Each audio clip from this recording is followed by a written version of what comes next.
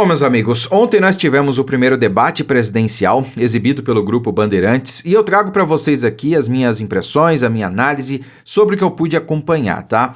Bom, registrar que foi uma audiência baixíssima, Lula e Flávio não estavam presentes e, já digo de antemão, foi melhor realmente o Flávio não ter ido, porque lá a gente viu que não ia ser só o Renan dando porrada no Flávio, Augusto Cury também. Eu confesso que eu tava com uma pulguinha atrás da orelha e eu confirmei as minhas suspeitas a respeito dele, viu? Nem esquerda nem direita, né? O velho e bom em cima do muro que acaba sempre caindo pro lado esquerdo. Mas vamos lá, vamos chegar no Cury.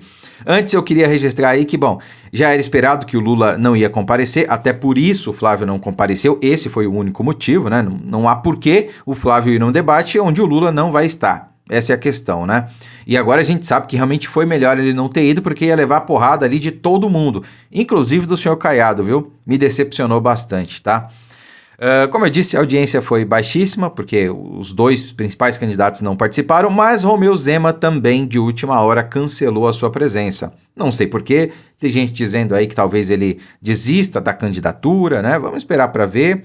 E o Marçal, infelizmente, o sistema tirou ele, né? O TSE não permitiu que ele comparecesse ao debate, ele está impedido aí também de fazer propaganda eleitoral e tudo mais. E bom, eu estava até com uma expectativa positiva sobre a presença do Marçal, a participação dele nos debates, porque certamente ele ia ajudar o Flávio, ia defender o Flávio e ia ajudar a bater no Renan, ou melhor, ele ia fazer isso pelo Flávio, né? Acho que o Flávio, num debate com o Renan presente, com os outros candidatos, eles têm que de fato, mostrar para o brasileiro as propostas que ele tem e mostrar que o Lula é a pior opção, porque é isso que vai ter no segundo turno, cara, é Lula e Flávio, não adianta a gente fugir disso, né? Quem quer aí cogitar o moleque lá do Missão, né, o Renan Santos e outros, cara, estão em Nárnia, né, mas tudo bem, vamos falar aqui do que interessa. Começar falando aqui da minha primeira impressão do Caiado, tá? Eu achei ele muito fraco, tá? O Caiado, coitado, ele já tá numa idade avançada pra tá na política, né?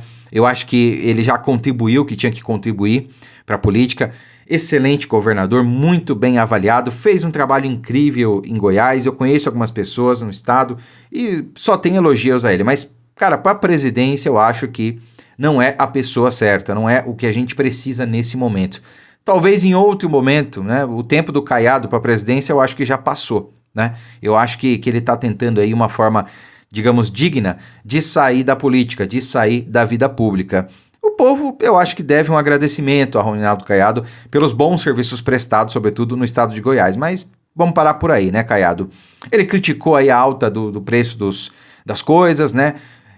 Cutucou o Lula, tocou no ponto certo, que fez um comparativo com a dona de casa, falou, olha, há 6 meses você comprava a mesma coisa com o mesmo dinheiro que você compra hoje? Acho que não, né? Então, foi um ponto positivo, eu gostei dele. Mas em outro momento, cara, ele criticou bastante o Lula, mas também criticou o Flávio. Inclusive, ele levantou bola pro Renan falar do Flávio e atrelar o caso Master a ele, o Vorcaro a ele. Cara, isso foi uma bola fora lamentável de Ronaldo Caiado. Eu espero que ele, enfim. Vamos lá, falar agora do Renan, o Peter Pan, o moleque que não quer crescer, né? Que tá nessa apenas pelo fundo eleitoral. O Renan, o Missão, eles querem fazer deputados para ganhar fundo eleitoral em 2030, tá?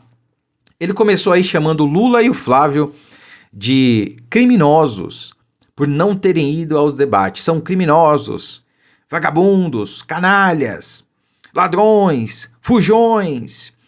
Mas só que é o seguinte, o Zema também não foi ao debate e ele não citou o Zema. Ou seja, o ponto principal não era faltar ao debate, né? O ponto principal era Flávio e Lula, a quem duas figuras que ele tenta se descolar.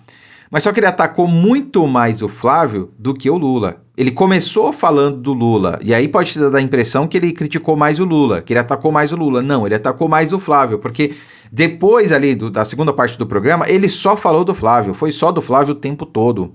É impressionante. É claro que a margem de crescimento dos moleques do MBL é a direita, né? Ninguém da esquerda vai votar no MBL. Se o cara de esquerda ele vira de direita, ele vai votar no Flávio, não vai votar num moleque que fala um monte de propostas aí que beiram mais a utopia do que a realidade factual, né? Essa é a questão. Bom, ele também falou bastante do Vorcaro, Ele ficou chamando o Lula e o Flávio de criminosos o tempo todo, ele tem um discurso raivoso, ele fala bem, ele tem ali um bom discurso, se comunica bem, só que ele mente bem também, né? Ele começou a falar de propostas ali, cara, que não tinha como realmente você colocar em prática, né? Como, por exemplo, ele falou que se for eleito, ele vai decretar o estado de defesa para poder, então, definir, né? Colocar ali uma intervenção federal em estados. E o estado que não combateu o crime organizado, ele vai fazer uma intervenção. Meu amigo, ele não tem nem noção. Aliás, ele até tem, mas ele mente para as pessoas, né? Porque o povo brasileiro, nos últimos anos, tem gritado o quê? Intervenção federal, né? Eu ouvi tanto essa frase, né? Intervenção federal com Bolsonaro no poder. Eu ouvia muito isso. E eu sempre vim aqui falar para as pessoas, gente, isso aí não existe, não tem como fazer uma intervenção federal e ter Bolsonaro no poder. O nome disso aí é golpe, não existe isso. O que pode ser feito é a decretação de estado de defesa ou de sítio, mediante aprovação do Congresso, consulta do Conselho de Justiça, o Conselho de Defesa, e aí tá todo mundo envolvido, tem que ter anuência do Congresso, da Câmara e do Senado, é extremamente difícil, precisa estar acontecendo algo realmente visível para que o governo federal possa fazer uma intervenção em um estado. Não é fácil assim, cara. Realmente, aí vem o Renan e fala que vai fazer isso, sabe? Como se fosse a coisa mais simples do mundo. Decisão dele, ele vai lá e faz. Então, é um moleque mentiroso. Infelizmente, esse discurso engana. Por quê? Porque as pessoas não sabem desses pormenores, não sabem o trâmite burocrático, como funciona a coisa. Elas acham, vendo o Renan falar, né? Alguns, né? Não todos, claro, que é só ir lá fazer e pronto, e acabou. Dando a ideia do quê? De que, o Bolsonaro não fez porque não quis, então, porque o Renan tá dizendo que vai fazer. Então é um moleque, ele mente, engana e infelizmente muita gente vai comprar as mentiras desse sujeito, tá? Eu fico triste com isso, né? Bom, aí ele falou mais umas besteiras ali, tem um discurso raivoso e é só um moleque falando um monte de coisas que não são factuais, que não tem a ver com a realidade, né? E finalizando aí com o Augusto Cury. Cara, o Augusto Cury, ele começou falando de algo que na hora eu já identifiquei que ele era de esquerda. Olha o termo que ele usou, intoxicação digital. Intoxicação digital. Ele diz que um dos principais problemas da educação no Brasil é a intoxicação digital que os jovens estão sofrendo. Intoxicação digital. O que isso remete para você? Porque para mim remete ao quê? Internet, mundo digital. Ele não gosta, ele não acha certo o jovem estar no mundo digital. Para mim, o Cury seria alguém muito inclinado a promover e aprovar e apoiar um projeto de censura nas redes sociais. Porque se ele vem agora como candidato falando esse tipo de coisa, com esse tipo de discurso aí, dizendo que o problema da educação no Brasil é a intoxicação digital do jovem, meu amigo, é complicado, viu, Cury? Na hora eu já vi ali, né? É alguém que é muito bem articulado, é inteligente, né? Só que ele continuou falando, cara, e deixou mais claro ainda que ele é de esquerda.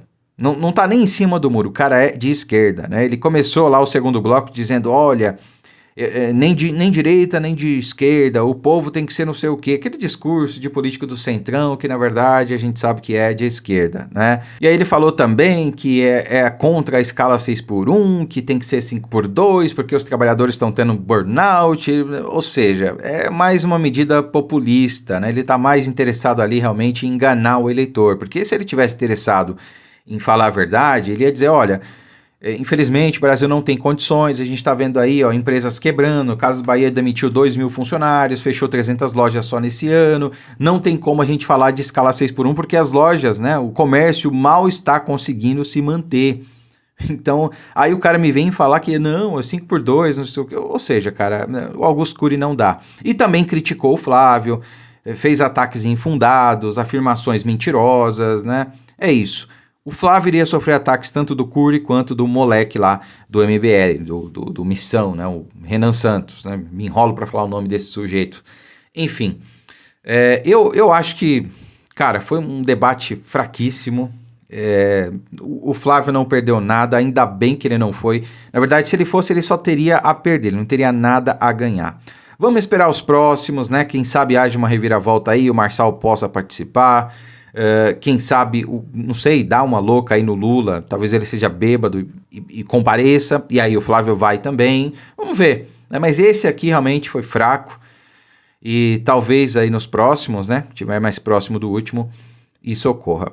Bom, pessoal, a partir de amanhã, todos os vídeos aí que eu trouxer para vocês, eu trarei uma proposta minha de campanha, né? Para quem não sabe ainda, eu sou candidato a deputado federal aqui por São Paulo, Cabo Deicon Silva. O meu número é o 2004, tá bom?